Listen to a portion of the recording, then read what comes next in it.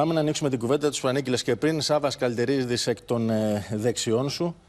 Συγγραφέας, στρατηγικός αναλυτής. Πολύ καλημέρα. Σε πολύ λίγο θα έχουμε δίπλα μας θα δείτε και τον κύριο Μπαλτσό και ο κύριος Σταθακόπουλος.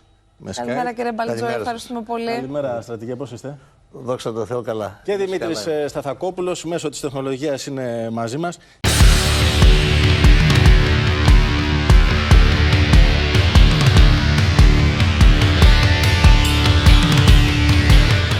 Κύριε Καλτερίδη, να ξεκινήσουμε από εσάς. Εύλογα τα ερωτήματα. Μπορεί να αλλάξει το κλίμα μεταξύ Ελλάδας και Τουρκίας με αφορμή τους σεισμούς? Για να δούμε λίγο πώς είναι και η κατάσταση. Γιατί ξέρετε, έχει εκλογές ο Ερντογάν μπροστά του, έχουμε όμως και εμείς.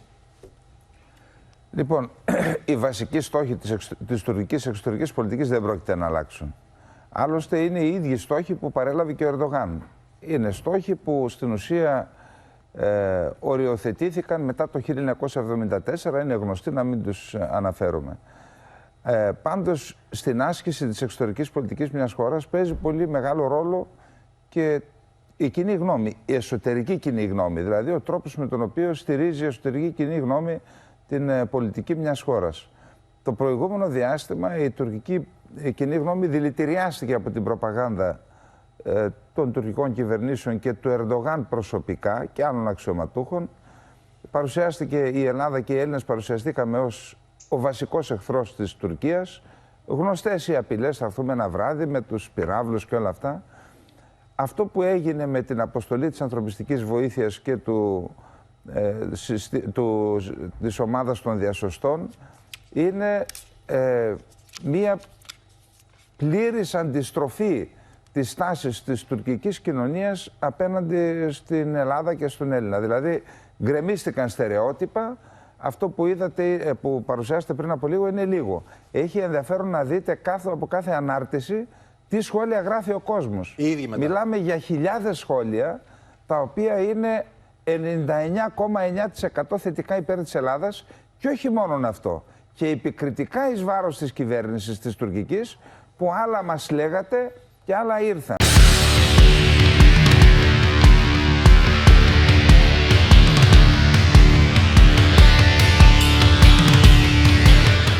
Λέτε για τις δημοσκοπήσεις που έδειχναν κιόλας ότι το πιστεύει ο κόσμος ότι εμείς θα κάνουμε πόλεμο στους Τούρκους και εν τέλει μέσα από αυτή την τραγωδία είδαν ότι είμαστε αδελφικός στους λαούς, φιλικός προς αυτούς τους λαούς. Ακούστε το αδελφικός.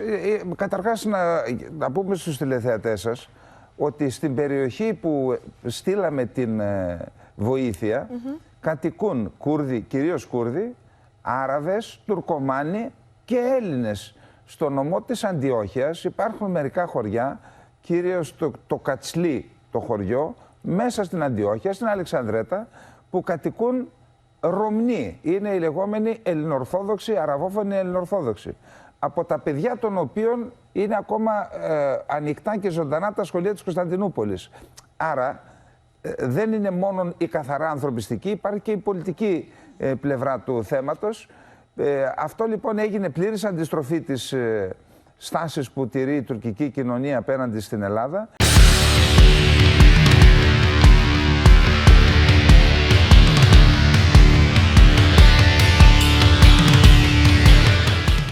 Χαρακτηριστικό είναι μια συνάδελφός σας, κυρία Ρεύη, η Σεντεφ Καμπάς, η οποία είχε δανειστεί μια παροιμία τουρκική, χαρακτηρίζοντας τον Ερντογάν βόδι.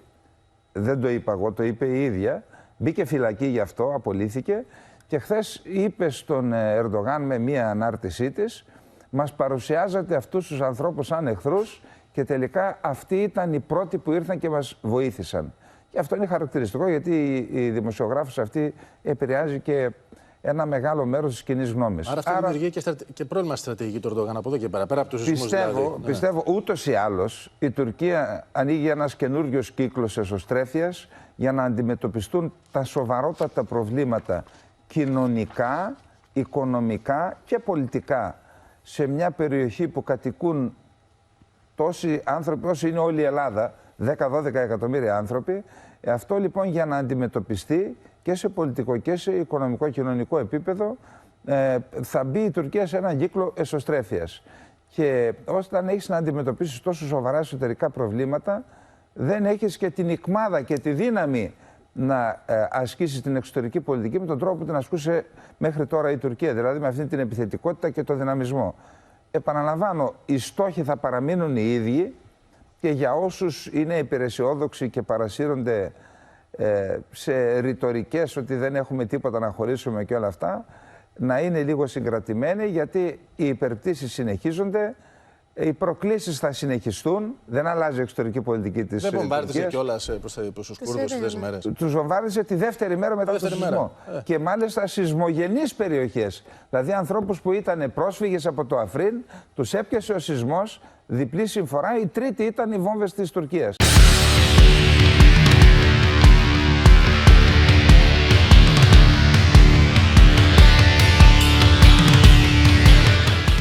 Πάντως είναι αυτό που λέτε, ότι ο λαός επί της ουσίας είναι έρμεο των πολιτικών επιλογών, γιατί στην ουσία οι λαοί δεν έχουν να χωρίσουν κάτι. Ασφαλώς. Θα συνεχίσει, λέτε, ότι ο Ερντογάν την επιθετική του ρητορική.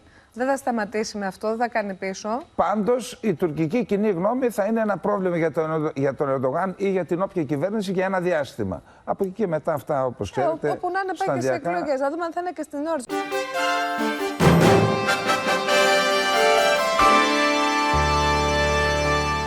Να πάρουμε ένα σχόλιο, κύριε Μπαλτζόη, και από εσάς, για να πάμε και στον κύριο Σταθακόπουλο, να δούμε τι λένε και τα τουρκικά μέσα. Θα σταματήσει, θεωρείται, ο Ερντογάν την επιθετική ρητορική της Ελλάδος μπροστά σε αυτό το θρήνο, τον ανίποδο της Τουρκίας? Καταρχήν, θα συμφωνήσω απολύτως με τις εκτιμήσεις του κυρίου Καλιντερίδη. Δεν αλλάζει η τουρκική πολιτική. Εγώ θα έλεγα, ο Σάββας είπε από το 1974 και μετά, εγώ θα πω από το 1920 και μετά, με το Μισάκη Μίλη, που όλοι οι Τούρκοι κυβερνήτες πάνω σε αυτό δουλεύουν, δηλαδή στη διεκδίκηση των εδαφών που θεωρούν ότι είναι δικά τους. Δηλαδή έχουν μια αντίληψη του Λέμπερ-Σράουν, του ζωτικού χώρου. Εγώ δεν πιστεύω ότι θα σταματήσει. Θα μειωθεί, ναι. Οι παραβιάσεις, ναι.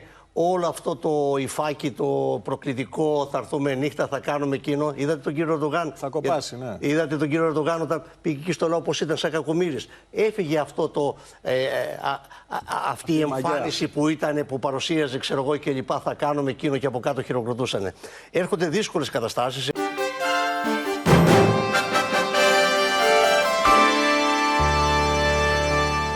Εγώ εκτιμώ ότι πέραν αυτών και το στρατιωτικό πρόγραμμα δούλευε γύρω στα 600 προγράμματα στρατιωτικά, το εθνικό αεροσκάφος, το εθνικό άρμα, το εθνικό ελικόπτερο και πάει λέγοντας, θα πάνε πίσω.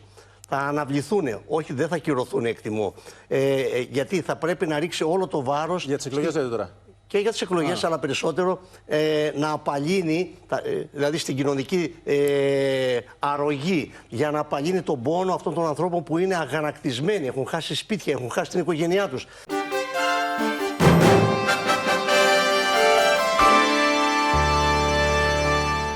Αυτό το μείγμα της οργής, εγώ εκτιμώ ότι θα φανεί και στις εκλογές. Εγώ προσωπικά πίστευα ότι θα κάνει νοθεία και θα κερδίσει ο Ερντογάν. Τώρα είναι πάρα πολύ δύσκολο. Έχουν αλλάξει, έχει μπει αυτός ο παράγοντας σεισμός, που ακόμα και αυτοί που θα θέλαν να ψηφίσουν τον Ερντογάν είναι λίγο δύσκολο. Άρα λοιπόν, καταλήγοντας, το στρατιωτικό πρόγραμμα που είχε θα πάει πίσω, θα αναβληθεί. Όλο το βάρος θα πάει στην κοινωνική αρρωγή στον κόσμο που υποφέρει αυτή τη στιγμή.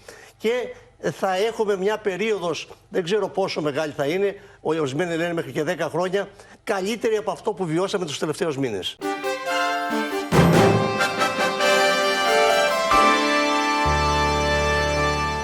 Πάντως φαίνεται ότι υπάρχει και ο παράγοντας οι 5 μεγάλοι εργολάβοι, κύριε Σταθακόπουλε, που ήδη τους στοιχίζει πολύ, διότι διαφήμιζαν σπίτια και αγόρασαν κάποια σπίτια έναντι πολύ μικρού χρηματικού ποσού, τα οποία κατέρευσαν. Ναι, αναφέρεστε σε ένα γεγονός το οποίο δεν το είχαμε θίξει στην Ελλάδα ποτέ. Τους Μπεσλί Τσετέ.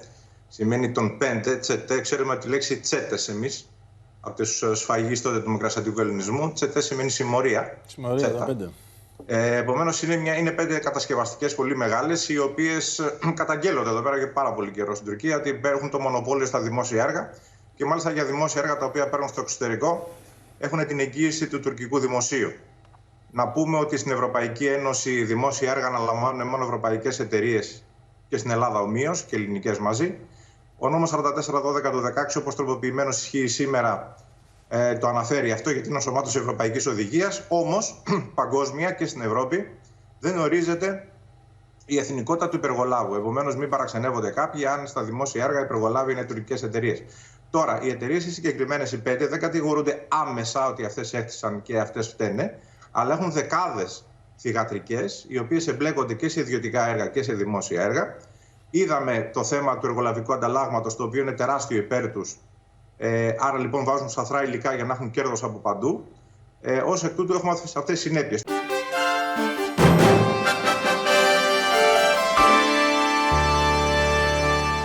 Τώρα, ότι ο σεισμός ήταν κτηνώδης και ότι θα είχαμε καταρρεύσεις και ζημιές, ναι. Ότι υπάρχουν κτηνώδεις στην ιστορία σεισμοί στην περιοχή, ναι. Ότι έχουμε εκατόμβες, χιλιάδες επί χιλιάδων ανθρώπων στην ιστορία σκοτωμένους εκεί, ναι.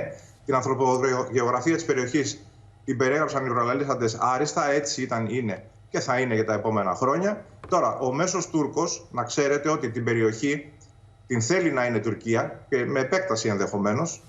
Μην ξεχνάμε τη ζώνη προς την περιοχή της Συρίας, όμως δεν θα ήθελαν τη σύνθεση των κατοίκων που αποτελούν την περιοχή αυτή. Άρα λοιπόν έχουμε εκεί πέρα μια παραδοξότητα. Ναι, μεν θέλω την περιοχή, ναι, μεν όμως εκεί, αν πάρω μετάθεση ως στρατιωτικός, 6 μήνες υπηρετούν οι Τούρκοι στρατιώτες, είναι μια δυσμενής μετάθεση σε ένα εχθρικό περιβάλλον.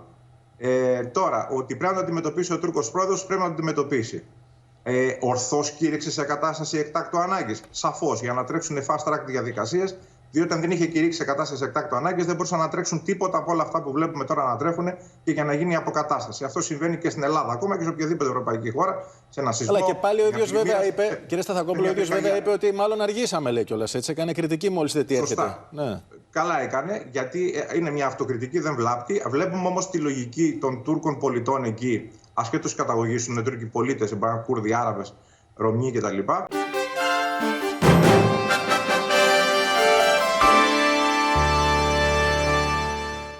Βλέπουμε ότι έχουν και τη λογική που δεν έχουμε εμείς πλέον, έχουμε ξεχάσει, οι παππούδες μας ίσως το είχαν, του λίγο κισμέτ. Δηλαδή, λίγο ήταν μοιραίο, τι να κάνουμε, θέλημα Θεού, θα το αντιμετωπίσουμε.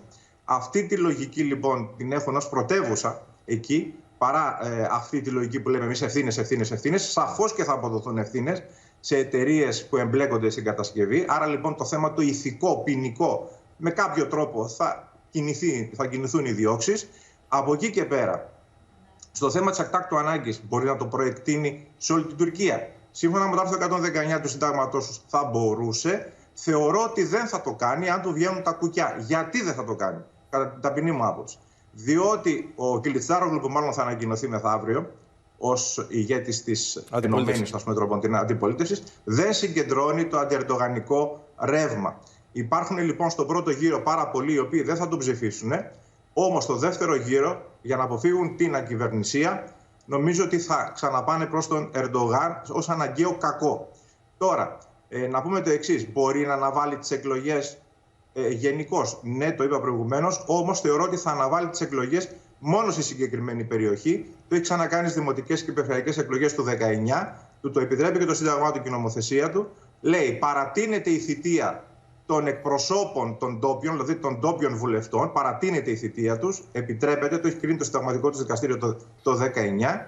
Θα παραταθεί λοιπόν η θητεία τους, άρα δεν θα υπάρχει κενό στην εκπροσώπηση στην Εθνοσυνέλευση. Θα εκλεγούν και οι νέοι το Μάιο, αν κάνει τις εκλογές τελικώς, και σε συνδυασμό με τους παλιούς που θα έχει παραταθεί η θητεία τους, μπορεί να συνεχίσει να διοικεί. Θα κάνει εκλογές εκεί, ίσως από τον Νοέμβριο και μετά, ίσως με τη νέα χρονιά.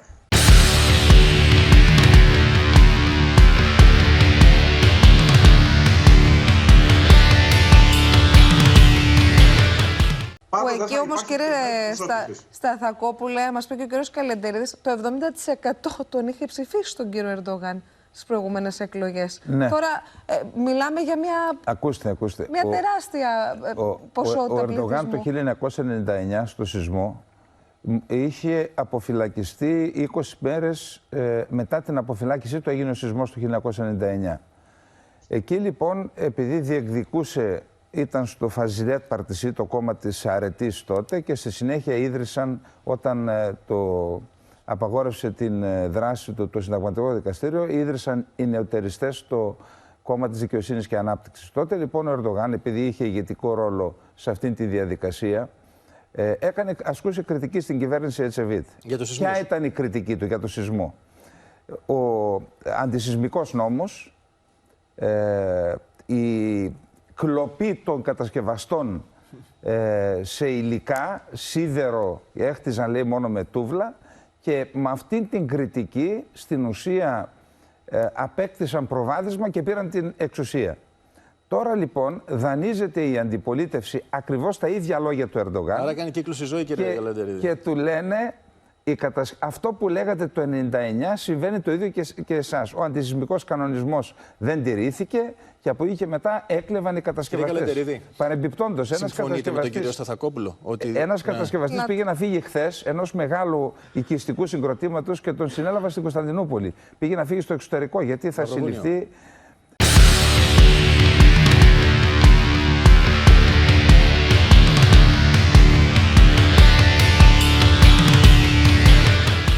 Τώρα, όσον αφορά τις εκλογές, εγώ πιστεύω ότι. Συμφωνείτε ότι θα ξαναφύγει ο Ερντογάν? Γιατί ο κ. Σταθακόπουλος λέει ότι στο δεύτερο γύρο αναγκαίο κακό να στηριχθεί ο Ερντογάν. Έχετε την ίδια άποψη? Εγώ πιστεύω ότι ο Ερντογάν ήδη πιθανόν ψάχνει για τη δουλειά που θα κάνει την επόμενη μέρα των εκλογών.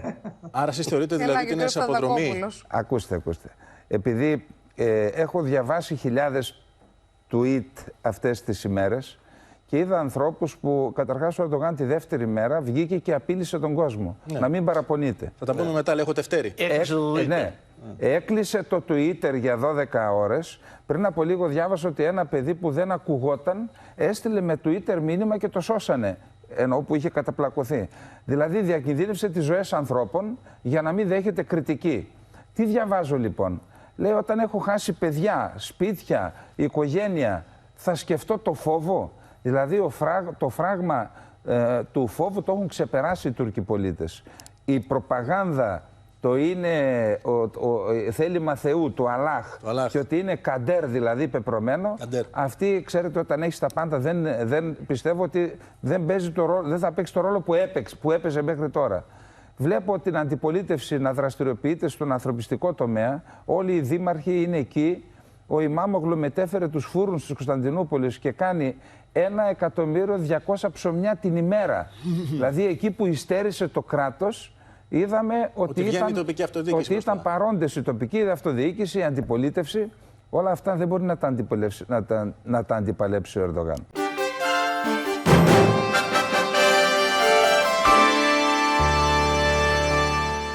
Κύριε Μπαλτζόνη, σύντομο σχόλιο και από εσάς. Και πάλι θα συμφωνήσω με τον Σάβα. Εγώ πιστεύω ότι είναι πάρα πολύ δύσκολο να εκλεγεί ο Ερντογάν. Ξέρετε, υπάρχουν καταγγελίες, διάβασα στο Εθνή Τύπο και εξεπλάγει. Βρίσκανε ανθρώπους από τα συντρίμμια ακροτηριασμένους. Τι έγινε, τους φάγανε οι λύκοι στα διάφορα χωριά. Είναι φοβερό. Ναι, λείπαν χέρια, πόδια κλπ. Όλο αυτό, συν η χολέρα που πολλοί επιστήμονες πιστεύουν ότι θα προκύψει σε αυτή την περιοχή λόγω του ότι οι άνθρωποι, αν περισυλληγούν, και φανταστείτε μια πολυδικία με 15 ορόφους, πόσοι σκοτωθήκαν εκεί μέσα? Ήταν όλοι, κοιμόταν όλο το βράδυ. Μιλάνε πολλοί για εκατοντάδες χιλιάδες νεκρούς, πάνω από 100. Το λέω και χτυπάω ξύλο να μην συμβεί. Και ένα τελευταίο που ήθελα να πω. Όλα αυτά τα πράγματα δεν μπορεί δηλαδή να κάνουν τον κόσμο όταν θα βγουν στην επιφάνεια. Άμα υπάρχει επιστημιστική κρίση, ξέρω εγώ, αρρώστιες, και δουν τους ανθρώπους τους ακροτηριασμένους, γιατί δεν ήρθε το κράτος να τους πάρει. Πάνω από 100.000 υπολογίζουν. Ναι, έτσι το λένε. Είναι και λίγο, κύριε Μπαλτζόη. Δεν θα είναι. Και το τελευταίο είναι. Είδα ένα καθηγητή, διάβασα εκεί ένα καθηγητή που με δάκρυα στα μάτια είδα σε ένα βίντεο, καθηγητή σεισμολογίας, γεωλογικής και αυτά του Τεχνικού Πανεπιστημίου της Κωνσταντινούπολης, που με δάκρυα στα μάτια λέει: σώστε την Κωνσταντινούπολη, περιμένουν σεισμό 7 με 7,5 ρίχτερ. Κωνσταντινούπολη.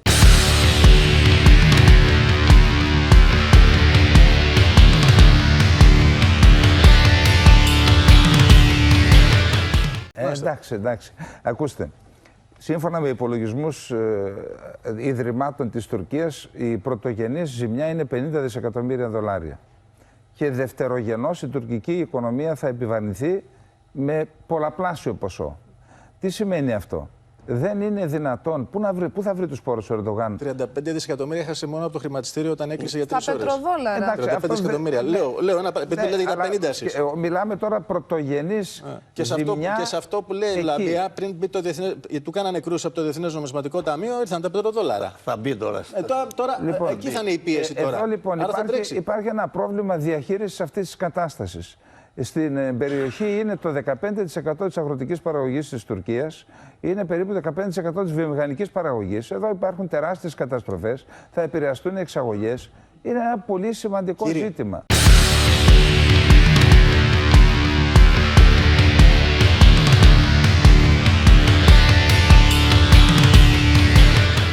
Είναι ένας σεισμός που έφτιασε, ένας σεισμός τέρας που έφτιασε να μην συμβεί ποτέ και σε κανέναν. Και Πραγματικό ξέρετε, είναι θα αυτό. έχει εκτός από πολιτικές, θα έχει και γεωπολιτικές επιπτώσεις. Γιατί οι ΗΠΑ χαλάρωσαν τις κυρώσεις απέναντι στη Συρία για 3 μήνες. Ναι. 180 μέρες. Είναι ένα πολύ σημαντικό ζήτημα γι' αυτό. Κύριε Σταθακόπουλε, ευχαριστούμε πάρα πολύ.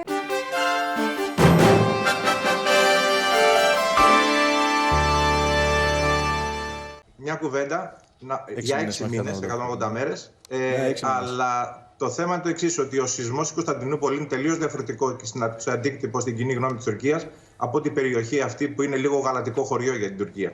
Επομένως, έχουμε λίγο διαφορετικές παραμέτρους, συν ότι υπάρχει ταμείο ανάκαμψης τρόμποντινά από κρατήσεις που κάνει ο Ερντογάν εδώ και χρόνια στους μισθούς και στις συντάξεις. Μα εδώ πέρα υπήρχε και φόρος για το σεισμικό, ότι δεν κάναν καλά. Τι λέτε τώρα, αυτά τα λεφτά ψάχνουν. Κύριε, σας ευχαριστούμε και κύριε Καλντερίδη. Την άλλη φορά θα πούμε και για τον ντόμινο των υποχωρήσεων στο Αιγαίο. Σας το χρωστάμε. Υπάρχει Ισλαμική Αναπτυξιακή Τράπεζα και άλλα πράγματα τα οποία θα τα δούμε τις επόμενες μέρες να βγαίνουν. Δεν μας ακούτε. Κύριε Σταθακόπουλε, Μην προτρέχουμε. σας ευχαριστούμε πάρα πολύ. Και εγώ, να είστε καλά. έρθετε στο στούντιο την άλλη φορά. Κύριε Καλντερίδη, ευχαριστούμε και εσάς πολύ. Καλημέρα, να είστε καλά. Ελπίζουμε αυτά που είπατε να απολυθεθούν τον κύριο Μπαλτζόη, τον οποίο επίσης τον ευχαριστούμε.